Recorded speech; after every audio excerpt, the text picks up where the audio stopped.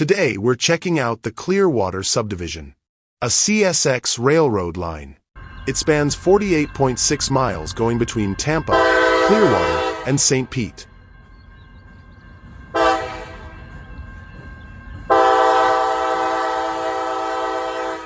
The line starts just east of Tampa in Gary, connecting with the Tampa Terminal subdivision. And today we are sitting here just below the Clearwater yard. Trains run at least once a week on this line, and the timing varies based on pickups and setouts. This line's got some serious history from the early 1900s. Back then it used to be part of the Tampa Northern Railroad and the Tampa and Gulf Coast Railroad, known as the TNG, which was a vital line that helped shape the development of Pinellas County. Eventually, the Amtrak train came through by the 1970s until 1984, providing round trips to New York. Now Amtrak only services the area from Tampa Union Station. Here we'll zoom in on the Clearwater yard and then head south following the railroad as far as we can, to Carroll's Building Supplies. Carroll's is near the end of the line and is a supplier of construction and landscaping material. We drove down to see if we could catch a glimpse of the CSX freight being loaded. And while we did see some open hoppers, there was not an engine sitting on the line. This appears to be filled with small river rocks, but we couldn't be sure. A little farther down was a rail car sitting by stacks of concrete blocks. CSX hauls unprocessed high-volume material to Carroll's such as sand and specialty stone from quarries. It is then likely transloaded onto trucks where it is delivered to residential and commercial job sites. Looking at it from a historical standpoint, it's sad that this business is probably the last customer this far south on the line for CSX. Earlier we mentioned the Tampa and Gulf Coast Railroad that came to this area. Well, they had a couple of fun nicknames for it: the Tug and Grunt and P-Vine. People gave it those names because of its winding, curvy path. So here's the deal. The TNG wasn't the first railroad in the area. The Orange Belt Railway got here first. But when it comes to connecting directly with Tampa, that's where the TNG shines. It was the first one to do that when it was built between 1910 and 1914. It was then acquired by Seaboard Airline Railroad. Here we'll show you what's left of the rest of the railroad down to the Tropicana. You will see some of the tracks have been taken up and replaced with roadways, and in other areas the old railroad was left untouched. While we're taking this virtual trip down the line, let's look back to how this all began. When the Seaboard Airline Railroad took over, they improved the line and modernized it. They helped stimulate growth in Clearwater and Tarpon Springs by making it easier to move goods and people.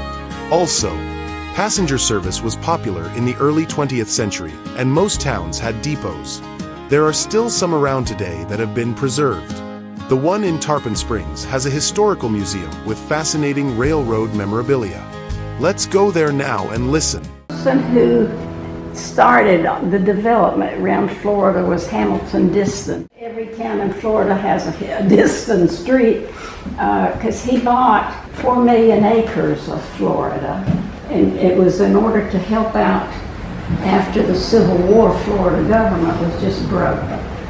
So he bought that 4 million acres for 25 cents an acre. But, that's a huge area. And in order to develop it, he needed a railroad to get people over here. This man here, Peter Demons, was the person that he got to help him out by building a railroad from the East Coast over to here and then down to St. Pete. Oh, neat. And that's how St. Petersburg got its name. Mr. Demons was a Russian immigrant born in St. Petersburg, Russia. It's all making sense now. Yes. That was original to this building? Track. Well, that's neat. Much of the old railroad corridor has been made into a bike path. So this was an interesting visit today to the historic Grain Depot Museum.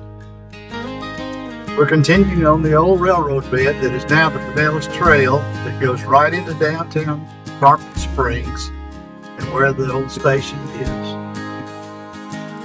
let's hop back down to St. Pete for a final look at some of beautiful sights in the area. No visit would be complete without stopping by the beach. Looking back on the early years, the Orange Blossom Special train rolled into St. Pete to bring visitors from New York in the winter. From mid-December to mid-April, businesses expanded and the area grew due to the railroad. And even though it's not as influential today for bringing tourist dollars into Pinellas County, this end of the peninsula wouldn't have been able to develop as quickly because it was difficult to reach, being situated between what is now known as the Gulf of America and Tampa Bay. Is there hope of passenger rail ever reaching Clearwater, St. Pete again? Well, we understand that the Pinellas Suncoast Transit Authority is busy constructing a new multimodal transit center in Clearwater, which will have all the necessary infrastructure to potentially accommodate future passenger rail. But for this, we'll have to wait and see.